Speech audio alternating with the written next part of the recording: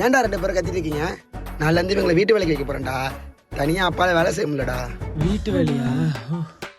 ஆமா, நீங்க 2 பேரும் என்ன சொல்ல வந்தீங்க? பா, நான் ஒரு பொண்ணை லவ் பண்றேன். லவ் பண்றியா? பா நானும் ஒரு பையனை லவ் பண்றேன்ப்பா.